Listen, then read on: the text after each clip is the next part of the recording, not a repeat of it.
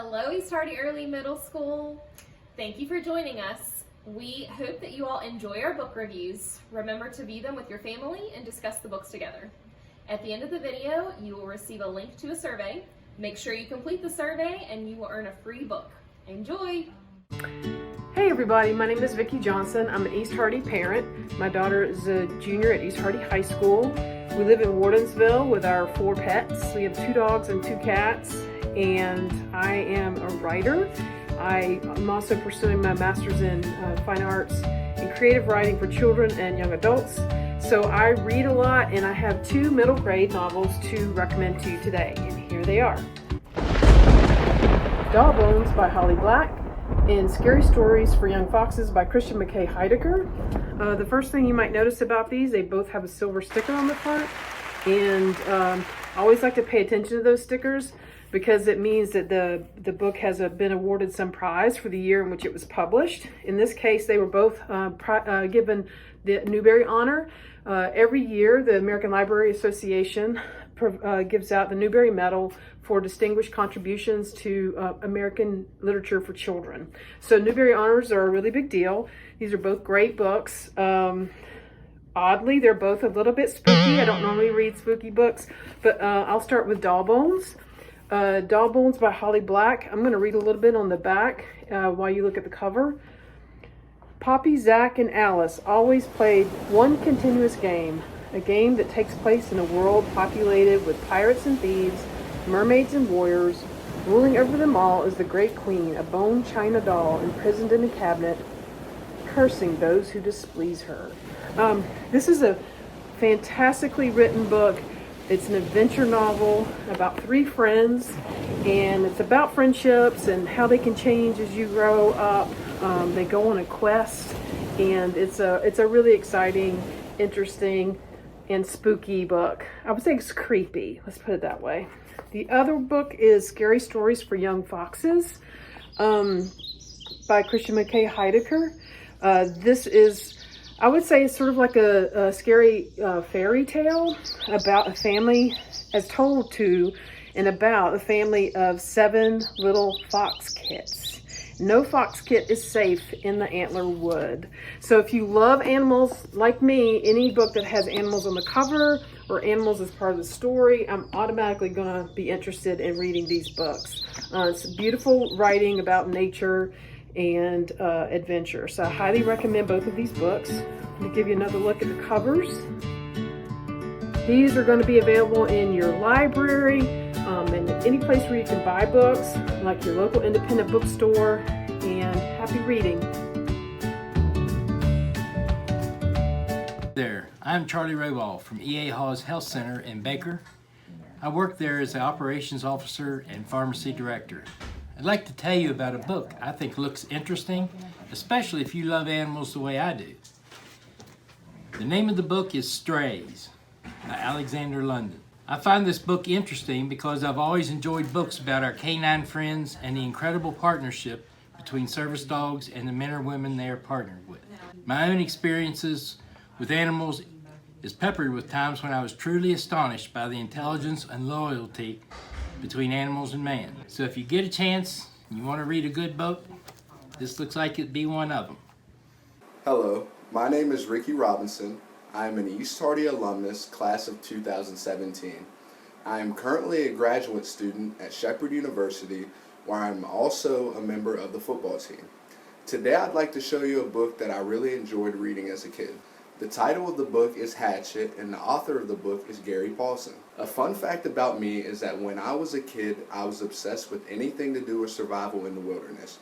Regardless if it were a TV show or a book, I was on it, which I think justifies why I was so interested in this book as a kid. The synopsis reads as follows. 13-year-old Brian Robinson is on his way to visit his father when the single-engine plane in which he is flying crashes.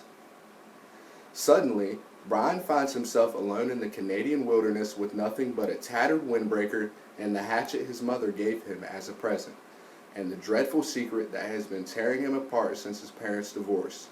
But now, Brian has no time for anger, self-pity, or despair. It would take all his know-how and determination and more courage than he knew he possessed to survive. With that being said, I think you as well could find a lot of interest in this book, and I hope that you read it. If you do read it, please reach out to me and let me know what you think. Even if it does not interest you, go to the library, check out a book that interests you, and read it. I cannot emphasize to you enough how important it is to read, especially at a young age. Lastly, I wanted to give a huge shout out to all the great students and faculty at East Hardy. You guys are amazing and so appreciated for all that you do. Keep up the great work. Well, hello everyone. My name is Tom England. I am a co-owner of Wordplay here in fabulous downtown Wardensville, West Virginia. Today I'd like to tell you, I was going to talk to you about a book. Right here it is. And it is a series called The Junior Monster Scouts, written by our friend Joe McGee. The book is geared mainly towards ages 7 to 10, and I'm going to go ahead and read you a little bit about this book right now. It's a spooky, kooky spell. Woohoo! A carnival has come to the village, complete with a funhouse. Bells, whistles, and swirling, twirling mirrors. Everyone lines up for a turn. But what the villagers don't know is that none other than the king of crankpots, Baron von Grumps, is behind his not-so-fun funhouse. He's going to hypnotize the villagers into being quiet once and for all. Will the Junior Monster Scouts, Vampira, Wolfie, Frankie, and their new friend George, an invisible boy, uncover this trickster's plot and let the real games begin? There's a series here. Please stop by here at Wordplay, and we'd love to see you and read more about the Junior Monster Scouts. Thank you so much. Hello, I'm Chris from EHEMS. I'd like to show you a book that I liked as a kid. It's Diary of a Wimpy Kid. It is interesting because it's cut up into little short stories, and it kind of tells about a kid that's not so strong, but he ends up having a great day. This is can be found at your library, and a little bit about it would be, I'm kind of in a pinch because I've already worn most of the clothes I've got for Christmas, and I'm almost out of clean stuff to wear. I went through my dirty clothes to see if there was anything I could wear a second time, and he separated the clothes into laundry piles of dirty clothes and not quite so dirty clothes, and I do that kind of stuff too. So it's a great book. Hope you go check it out at the library. Hello. I was at the library, and I found this book. Oh, I'm so glad that you did. I thought you might want to see it. All right, thank you. Okay, thank you. Hi, I'm Amanda Wilkins from Cabin Valley Bank.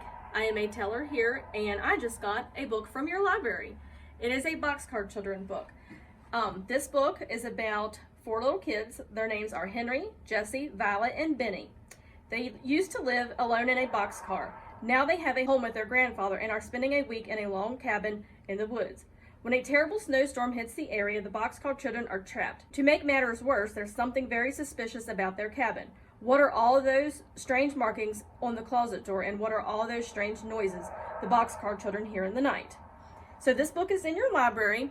I encourage you to check this book out and give it a read. If you do, let me know what you think. Hi, I'm Melissa Thompson. I'm CEO of EHEMS Health Center. I reviewed the book Timmy Failure, Mistakes Were Made. This is about a young man who's a self-made investigator, and he's the president and CEO of his own detective agency.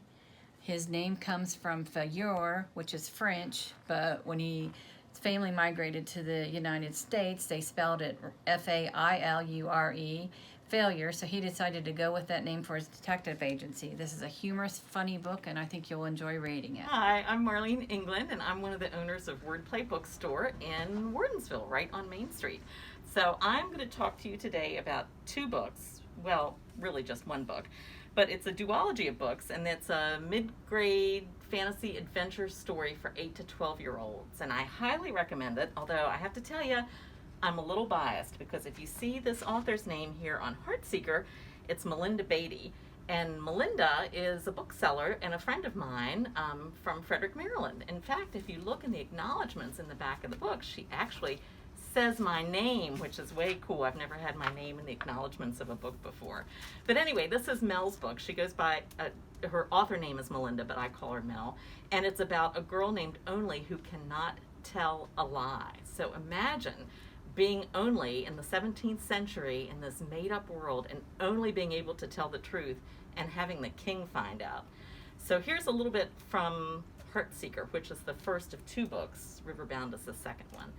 A lie is just a wall around the truth. Could be that it's built strong like a wall, or it could be built out of something that'll collapse the minute you shake it. But no matter what it's made of, the truth is always going to want to get out, whether it has to climb over, break through, or leak out the cracks. So that's just a little taste of kind of the fantasy mystery adventure that you might find in Heartseeker if you decide to read this book. And if you love Heartseeker, you'll want to read the second part of the story in Riverbound with the same characters. So come to Wordplay in Wardensville and check out these books and all the other great books that we have on our shelves. Just waiting to show you. Thanks. Hi, my name is Rachel Upton and I work at Cape and Valley Bank. I'd like to show this book that I've loved since I was a child. It's called The Haunting of Swain's Fancy.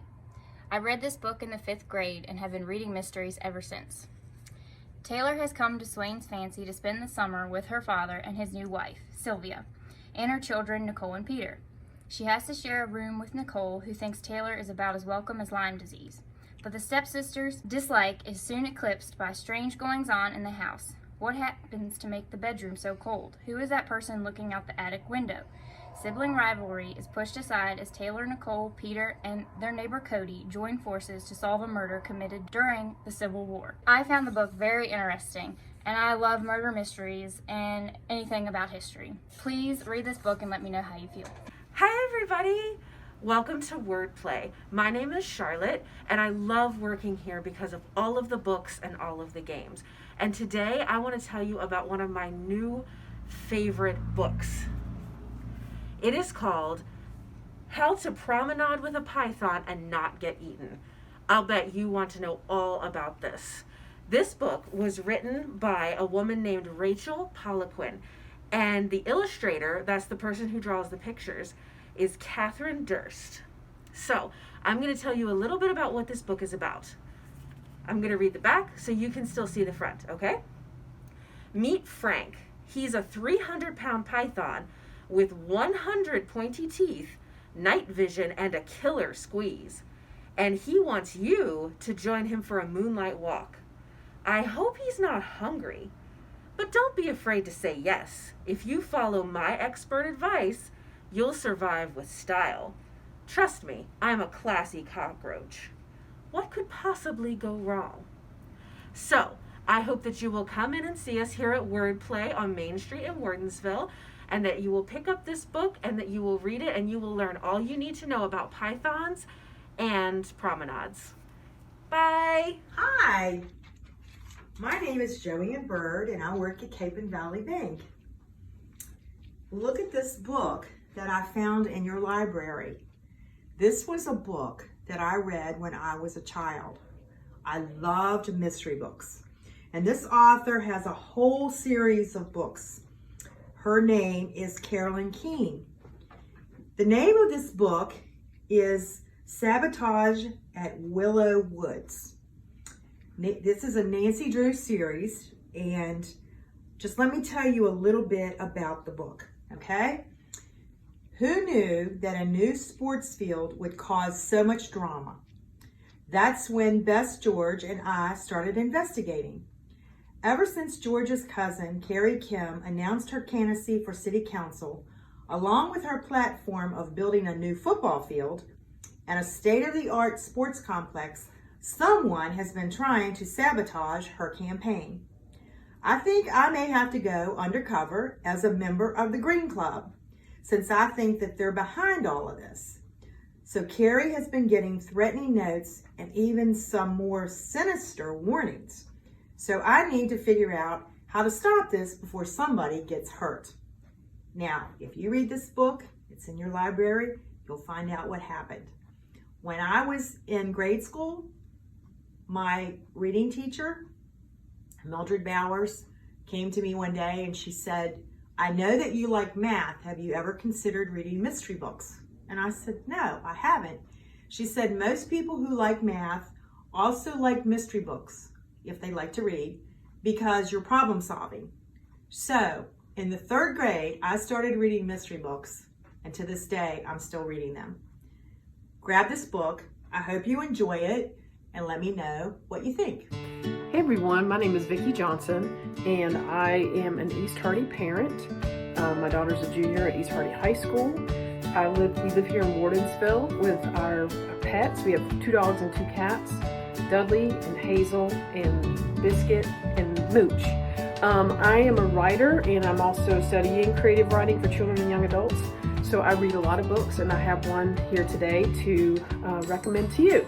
And here it is. It's called Skunk and Badger. This is a great book. It's written by Amy Timberlake, and the pictures are by John Clausen. He's a famous illustrator who's illustrated, perhaps you've seen I Want My Hat Back, This Is Not My Hat. As you can see, he's illustrated the cover. If you open it up inside, there's some clues to what the book is about. Those are some rocks. There's other illustrations throughout the book.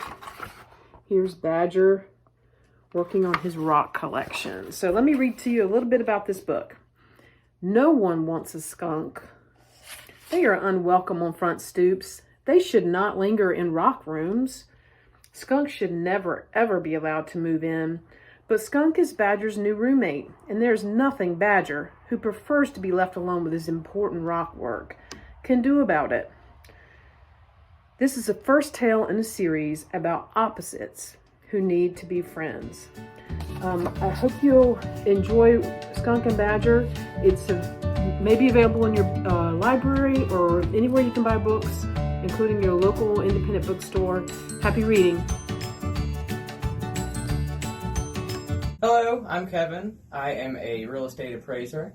I grew up in Petersburg, and whenever I was a kid, I really enjoyed reading, and I enjoyed sports, history, geography, and just learning new things about different people and trying to find different cultural experiences. So I encourage you to read Everything Has a Heart. Hopefully your heart is healthy. I work out here at the Hardy County Health and Wellness Center so that my heart is extra strong. Thank you very much. Hi, I'm Jennifer Strotterman, Assistant Superintendent for here in Hardy County Schools. We are filming this book review here in the board office in Moorfield, which would be where your Board of Education meetings are held. Sometimes some of you guys might make it over here for different presentations or things, or I invite you and your parents to just stop in and watch a board meeting sometime if you ever could. They're held on Monday evenings. Now, on a different note, with the book reviews to help Ms. Thompson out with East Hardy Early Middle School, I picked the first in the series of the 39 Clues. It's called The Maze of Bones by Rick Riordan. He also wrote the Percy Jackson series, which my kids loved. And I have 2 boys who are now men, like 19 and 21, but when they were in middle school and younger, they really loved his books. So Rick Riordan writes the first one of the 39 Clues books, which is a series of books that builds on intrigue, suspense, mystery, travel, problem solving, money, and like family members, and can you trust them or not? Starts with Amy and Dan Cahill, who are 2 orphans, and the whole story, all the series of the books will center around the Cahill family and the adventures that they go on trying to find answers to the mystery that the grandmother set up in the will from the very beginning. So it's family members plotting against each other, trying to win the big prize at the end. Amy and Dan go through a whole bunch of stuff. Interesting as can be. You travel through, well, the first one takes you to Paris, to the catacombs, where they have to go through the Maze of Bones where there are clues. You go to Egypt, you go through the tombs there in Cairo and outside Cairo, you go to Rome, you travel all these different places in the world following the clues. So you're exposed to lots of famous people, lots of different sites, really cool stuff if you like to travel, like history and love mystery. But on that note, it's called the 39 Clues. And I see now, because, you know, I'm older than I used to be. And when I bought this series of books, which I still have at my house in hardcover, you got a little card itself, the 39 Clue card. Now you have to go on and do something to figure it out with each one, and you can solve your own mystery. I still have all these books somewhere at my house. And I also somewhere, I think shoved on the bookshelf would be all the 39 Clues cards. So if any of you are interested in reading these books and you want the actual clue cards, you just let Miss Thompson know, and I will dig through my bookshelf and get you these cards if you so choose. Thanks. I hope you enjoyed the book. I know that Jennifer, Clayton, and William love the whole series. Thanks. Thanks for watching, everybody. We hope that you found some great books to read. Remember, discuss the books with your family, complete the survey, and you will earn a free book. Happy reading!